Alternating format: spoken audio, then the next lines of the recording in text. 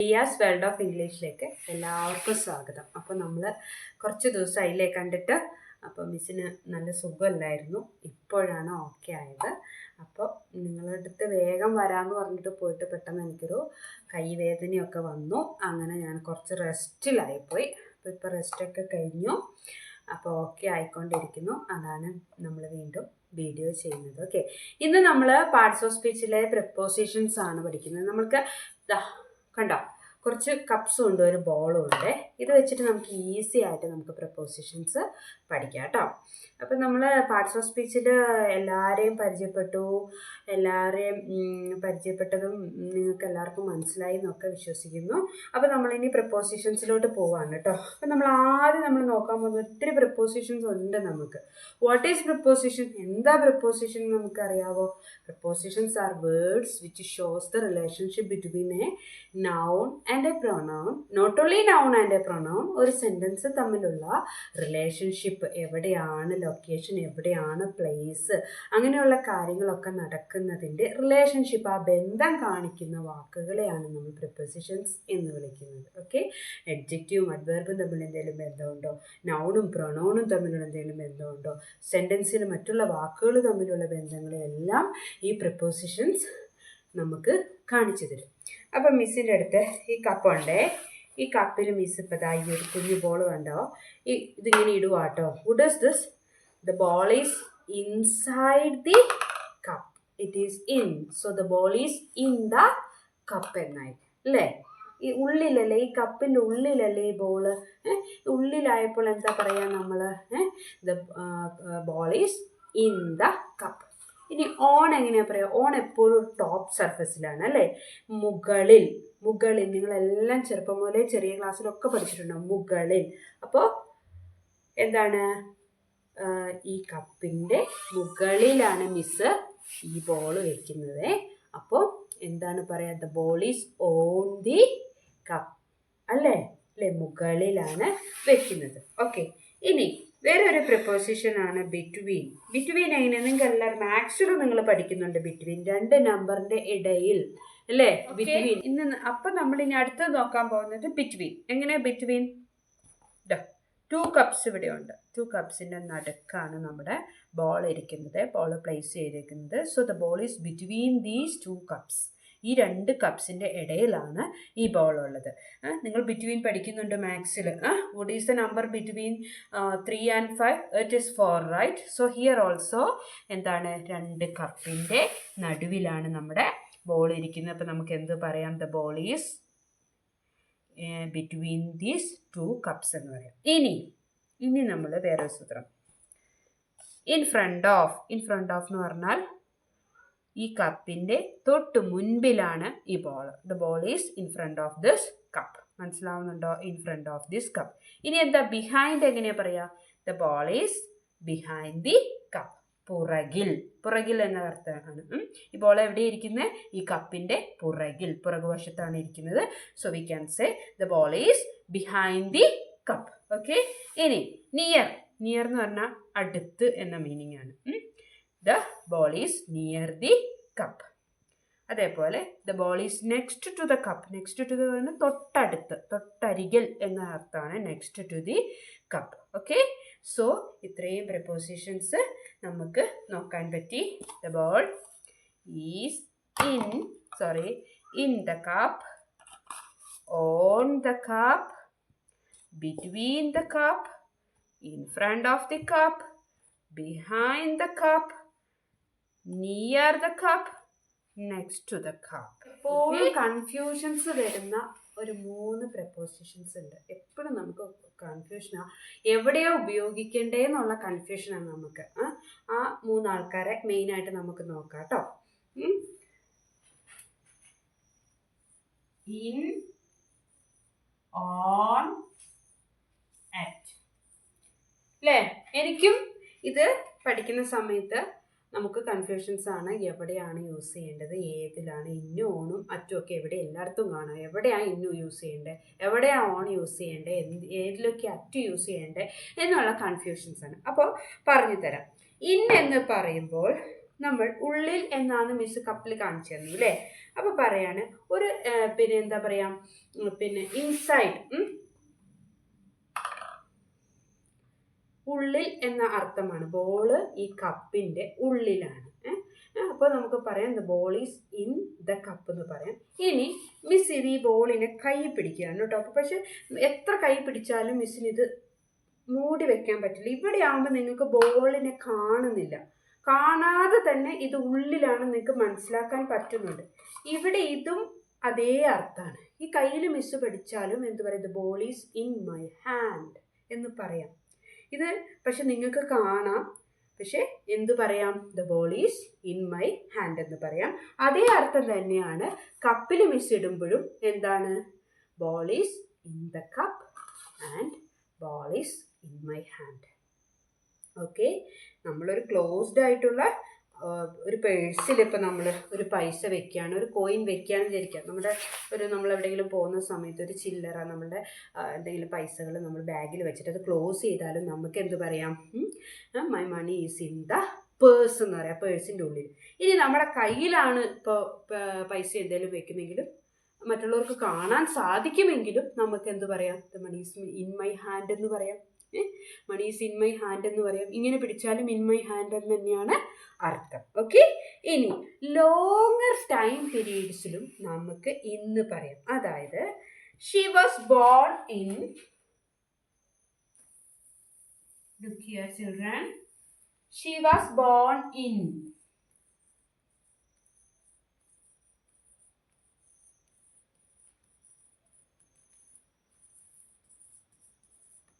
അവൾ ജനിച്ചത് 2010-ലാണ്.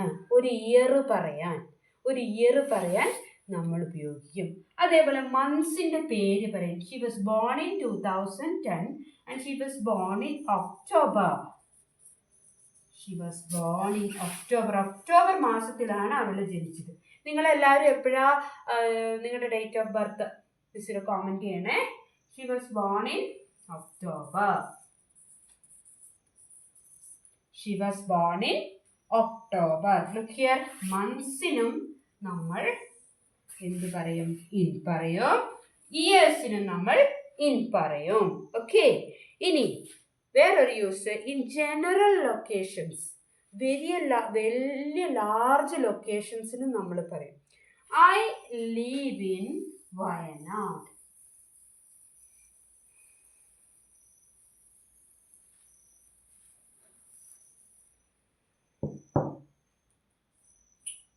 ഞാൻ താമസിക്കുന്നത് അല്ലെങ്കിൽ ജീവിക്കുന്നത് വയനാട്ടിലാണ്. I live in Wayanad. Look here, ഒരു ലാർജർ ലൊക്കേഷനാണ് പറയുന്നത്. വയനാട് എന്ന് പറയുന്നത് ഒരു ലാർജർ ലൊക്കേഷനാണ്. ഒരു ഡിസ്ട്രിക്റ്റിൻ്റെ പേരാണ്.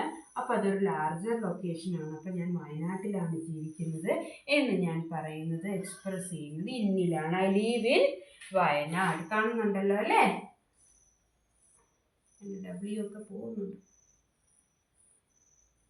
I live in Wayanad. ഇനി I am in the park. Park എന്ന് പറയുന്നത് വലിയൊരു സ്ഥലമാണ്. പാർക്കിൽ ഉള്ളിൽ ഒരുപാട് കാര്യങ്ങളുണ്ട്, പാർക്കുണ്ട്. അപ്പം അങ്ങനെ ഒരു ലാർജർ ലൊക്കേഷനെ പറ്റി, വലിയൊരു പ്ലേസിനെ പറ്റി നമുക്ക് പറയാനും നമ്മൾ ഇന്ന് ഉപയോഗിക്കും. I am in the park. I am in the park.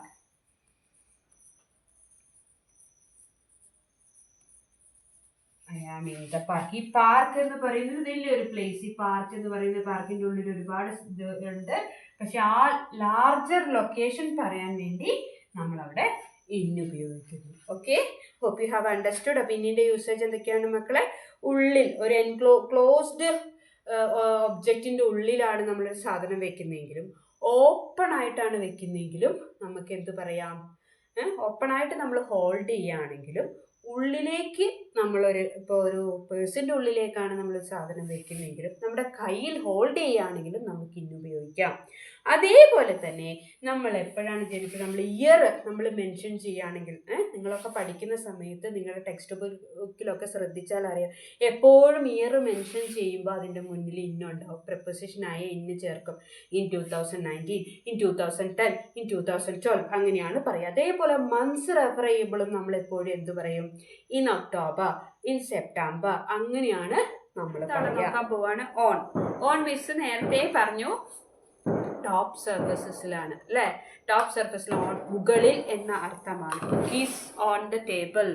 V ride on a bicycle. ബൈസൈക്കിളിൻ്റെ മുകളിൽ ഇരുന്ന് നമ്മൾ ബൈസൈക്കിളോ സൈക്കിളോ ഓടിക്കണമെങ്കിൽ വി റൈഡ് ഓൺ എന്നാണ് നമ്മൾ പറയുക. അതേപോലെ book is on the table എന്നാണ് നമ്മൾ പറയുക. അതേപോലെ ഒരു മെയിൻ യൂസേജ് ആണ് സ്പെസിഫിക് ഡേറ്റ്സ് ആൻഡ് ഡേ. ഡേറ്റും ഡേയും നമ്മൾ ഓണിലാണ് റെഫർ ചെയ്യുക. On Tuesday, Wednesday. അതേപോലെ ഓൺ മാർച്ച് 14,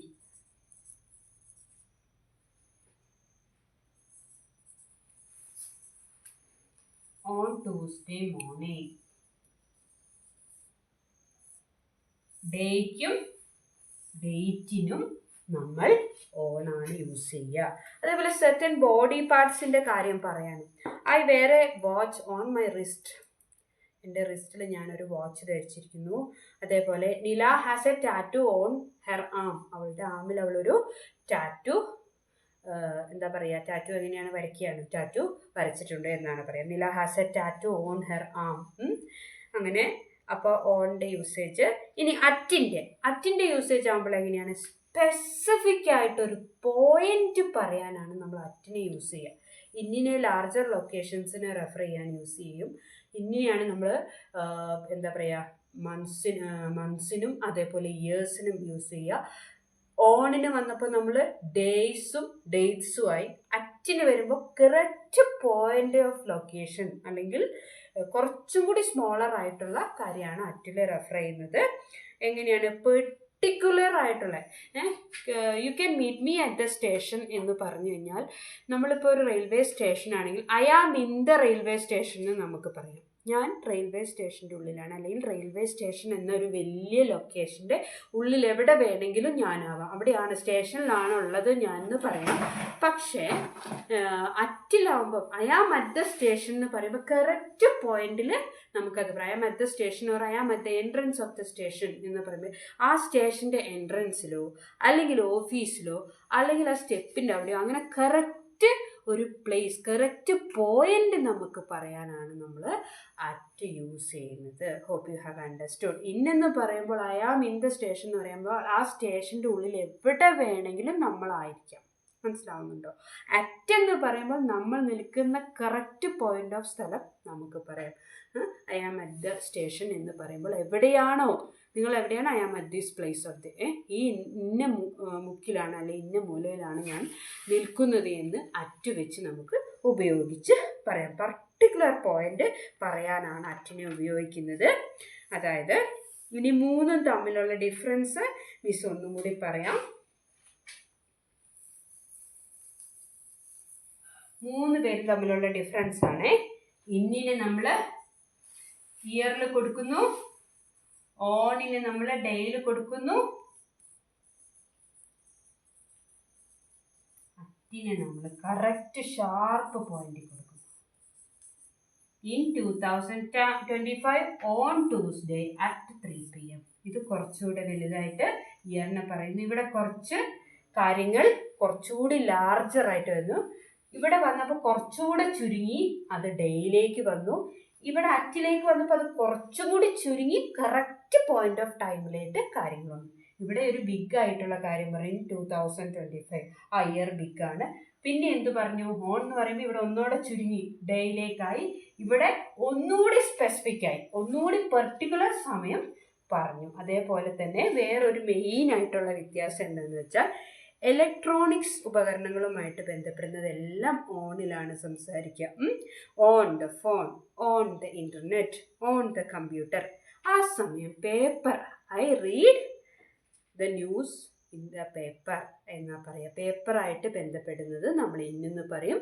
അതായത് ഇലക്ട്രോണിക്സുമായിട്ട് ബന്ധപ്പെടുന്നത് നമ്മളെപ്പോഴും ഓണാണ് യൂസ് ചെയ്യുക. അപ്പോൾ ഇന്നും ഓണും അറ്റും നിങ്ങൾക്ക് മനസ്സിലായി എന്ന് വിശ്വസിക്കുന്നു.